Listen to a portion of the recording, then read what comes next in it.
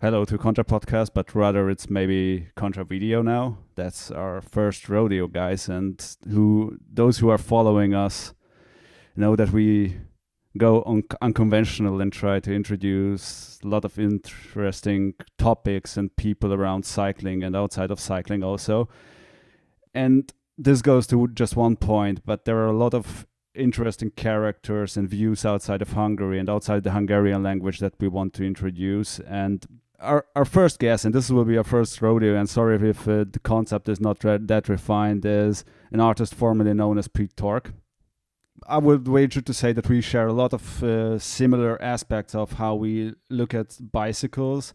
I look at it more from the economic side, he looks at more from the engineering side, but I think this shorter format gives us just like a possibility to formulate some short questions and get his views on how he looks at bikes. Well, hi there, and where does this call find you? This call finds me in my home. I live in Hong Kong in Asia. I've lived here for about 5 years. I originally moved here for a job. So this is where I am. I'm originally from the UK though. Yeah, this is what I wanted to ask, that you weren't born in Hong Kong. No. And no pun intended, but the most comments that I've read about you that you're an armchair engineer. How does one become an armchair engineer in the bicycle industry? Well, I'm not sure if that's a term of endearment or it's derogatory term, but I think in engineering, if you're called an armchair engineer, it's actually derogatory. So just to clear up any speculation, I'm actually a qualified engineer. I followed a traditional engineering background. I had a mechanical engineering degree at university. So, and I've had quite a varied professional career since graduating university. I've worked in automotive, aerospace, energy. I've done a few defense contracts, but within all of those kind of sectors, I've mainly focused on powertrain design. No, I didn't want to offend you, but this was the term that came up in your last videos from Hambini and you, that you were called an armchair engineer. Yeah, I mean, people expect you to if you're saying anything with any authority, right? People always want to hear you backing yourself up with your degree, certificate, and your experience. But I'd rather not do that because I like to keep it modest, and I like people to test my knowledge rather than just me saying I am the authority. This is my first class degree. This is my work experience. So maybe some people get a bit triggered when they see me, saying engineering stuff, and they think I'm an armchair engineer. But when I'm not at work, I am an armchair engineer. I don't actually own an armchair. I'm sitting on an IKEA chair, which is considerably less comfortable. But I am actually a professional engineer, just to clear up any speculation. And how come that an engineer will start his own bike channel and talk about the engineering side of the bike industry? I mean, why not just join an established bike magazine brand? Wouldn't that make more sense? Well, that's quite an easy one to answer for me because I've always been into cycling. And before I was a road cyclist, I was mainly into mountain biking throughout my early teens, up until I kind of went to university. And then when I went to university, I started doing rowing. So I rowed quite competitively for 3 years. And a good complement to the rowing training was to do road cycling. And then being an engineering student at the same time, cycling is a great way, and bikes in particular are a great way of looking at many different engineering concepts, whether it be structural analysis or simple things like gears, or electronics. Now we've got electronics on bikes, hydraulics. It's a good way to learn simple engineering principles and also evaluate how they perform practically in very hard use. And it's a very unique hobby in that respect. So the YouTube channel started just through me documenting basically a diary of components that I liked and components that I didn't like. And it was basically a personal diary. I never set out the YouTube channel to be a Pete Talk YouTube channel with X amount of subscribers. It was mainly just me uploading my thoughts onto the internet. And that's how it all started. And the channel's actually very old now. It's probably been going more than 10 years, I think, since I started uploading, reviews of components that were mainly for my own use. But that's how it started. You mentioned easy concept of engineering, but the whole idea of bike marketing is that everything's top high end and it's very, very complicated. in my view, these would collide, these two ideas.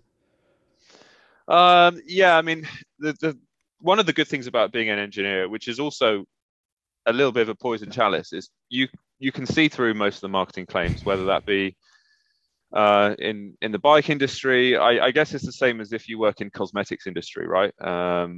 Where there's equally, I would say, an amount of bullshit marketing when there's this serum and this biochemical formula will make you look 40 years younger and all this crap. If you're a chemist, you can pretty much deduce straight away if that's bullshit or not.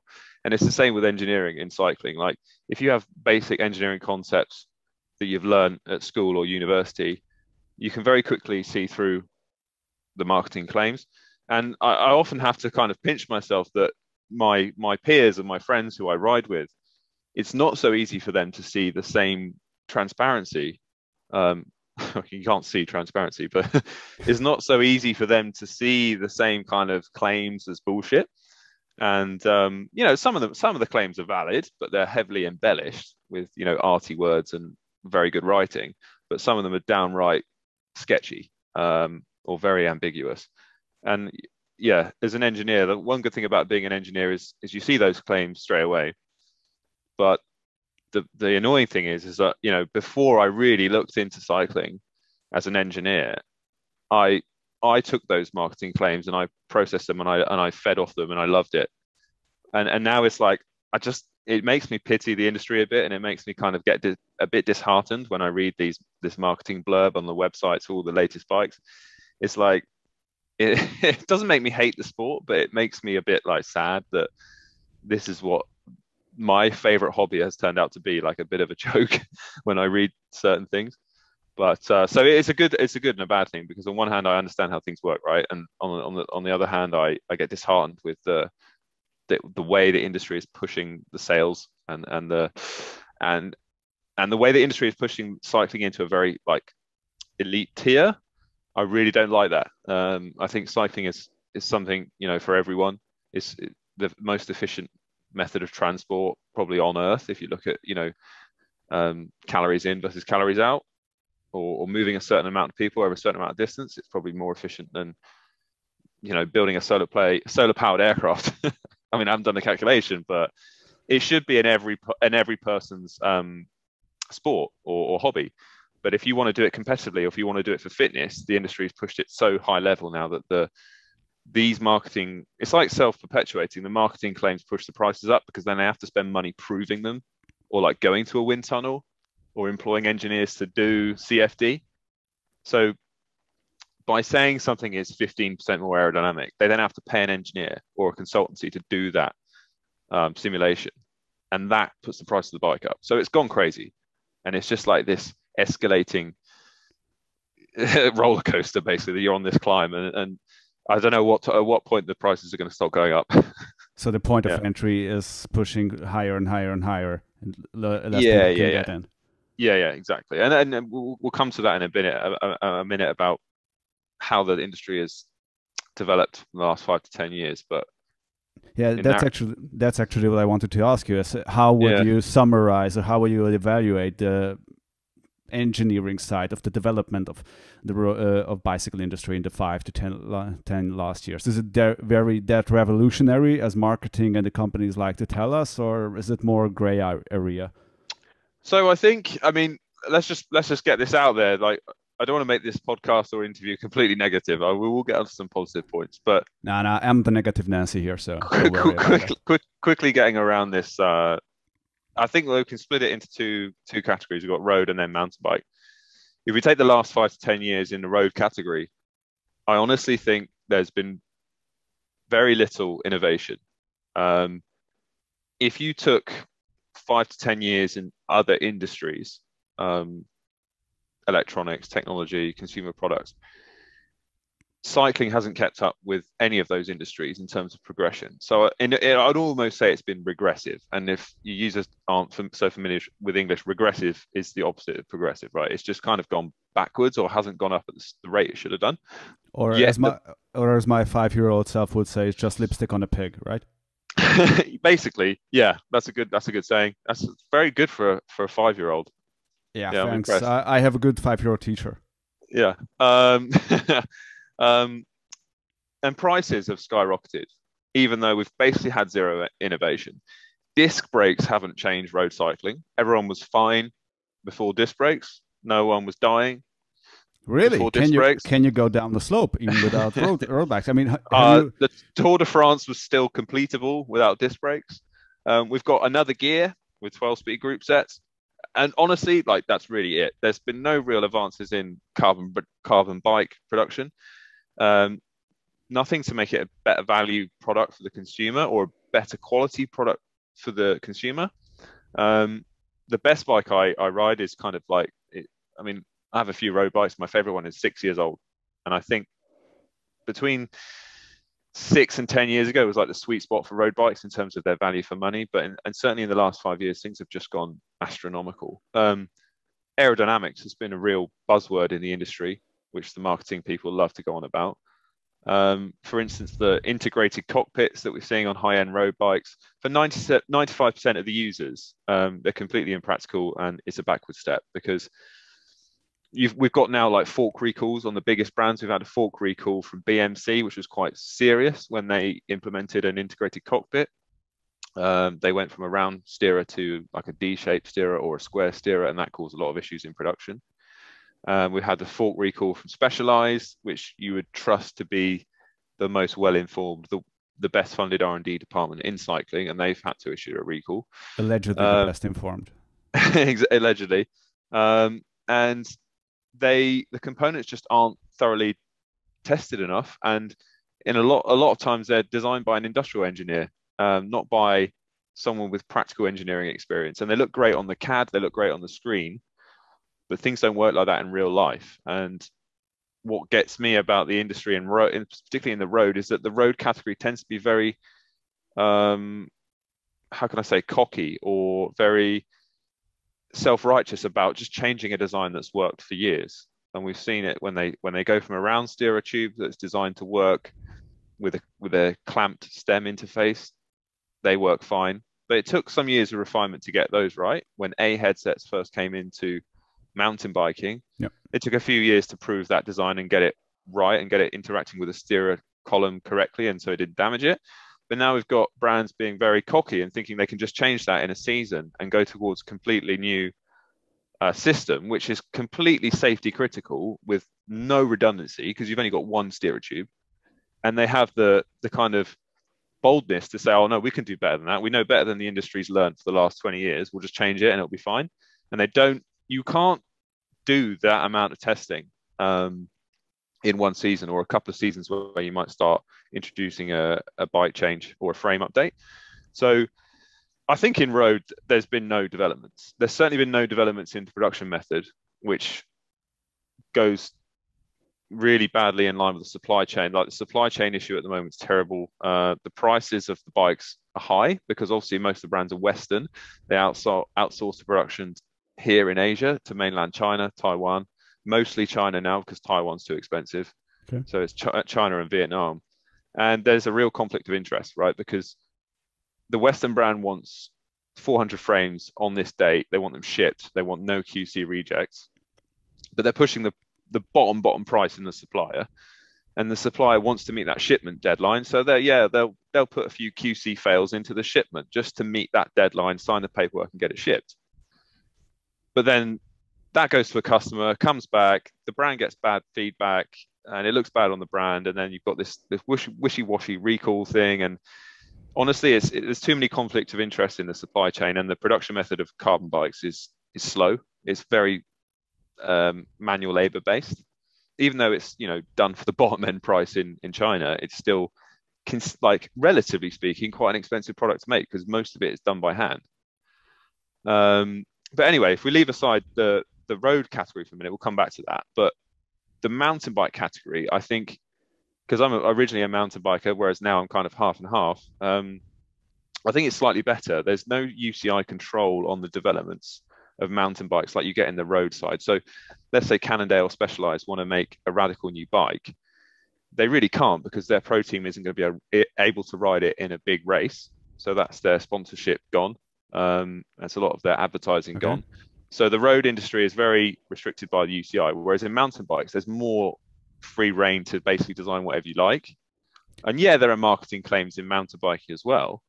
But if you look at the technical innovations in mountain biking, I think they're far greater than the road category, because over the last 10 years in mountain biking, there's been a real, I think, big step in terms of geometry and suspension kinematics, which suspension kinematics now on a modern trail or enduro bike have got so good that you can basically pedal the bike with a fully open shock and damper system, and you don't lose any power versus, or you don't lose any time or efficiency versus it fully locked out.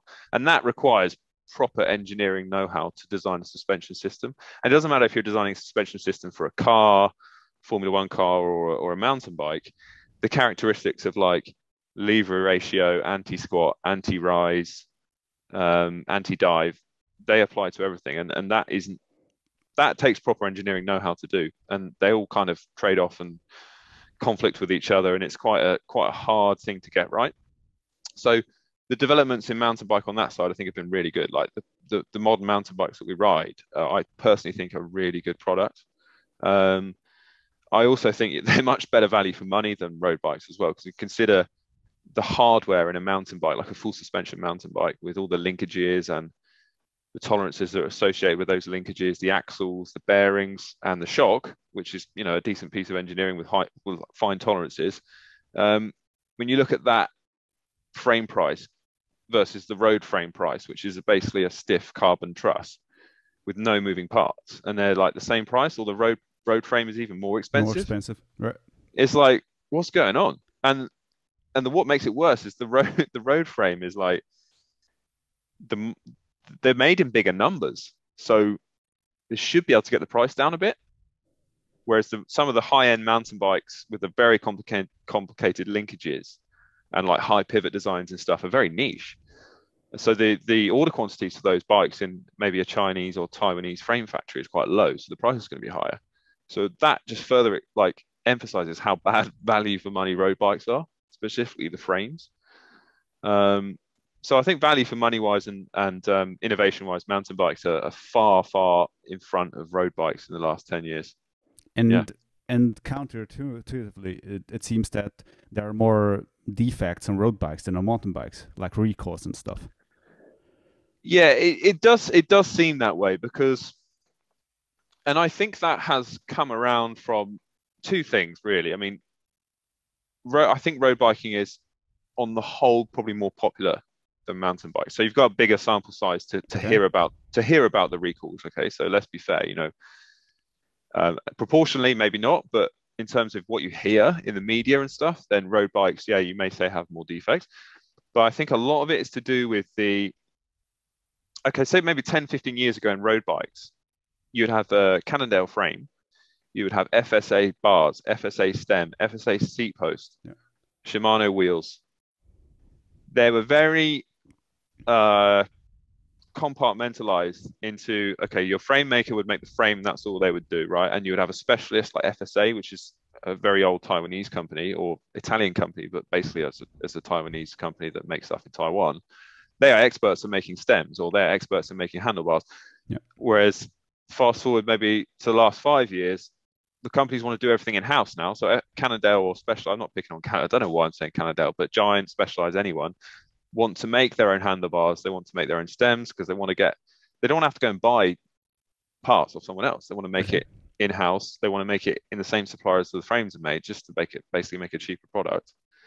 And yeah, they can market it to say it's more aerodynamic, it's integrated, blah, blah, blah. But that has upped the recall rate because they don't have the experience that FSA or 3T have got in making these components. It's like year one for them. And so you're taking a frame maker that's now trying to make finishing kit like bars, seat posts, stem, who basically don't have any experience in doing that, and you're expecting it to work like a proven FSA or 3T stem that's been working for like 20 years. That's why we have so many problems. I mean, how many of these aero bikes have got slipping seat posts? Or a clunking seat post like the Cannondale Super 6 or whatever, like with the wedge that expands on the seat post. I mean, that is just such a terrible design. we get them on some bikes and they work fine, okay, and you have to put carbon paste or carbon grip paste on them, but compared to just a round collar, they're terrible. They damage the seat post. They can damage the seat post if you over tighten them. They slip, they can clunk, and it's like, it goes back to what I said about the brands being cocky, just thinking they can do it better. You know? But I'm always looking for like a core problem, and we are making the bike industry, responsible for this shit. But isn't at the core of it not the human consumption at fault? That we are looking for, like I used to bring up that if you look at a 3-year-old carbon frame, you say, yeah, well, it's 3-year-old, it's out of vogue. I don't like it. It's not that aero anymore. I need something bigger. I need something better. I need something more aero. And there, at the heart of it is the human consumption. That the cycle of consumption is just that fast that you have to keep up so that you can hit your sales numbers. Yeah, I mean, I personally don't think like that, so I can't relate with that customer. But I know the majority of the high-end customers. I'm not going to say it's a regional thing, but I certainly think Asia and North America are the worst for consumption of wanting the newest and the latest, and they are the most easily fed by marketing. I'm not being racist, but from the industries I've been in and having my Peak Talk YouTube channel and looking at my demographic and reading the comments from people and where they've come from, it seems like those are the markets driving the consumption. I think Northern Europe is happier to analyze what they have, and if they're happy with it, stay with the product they have.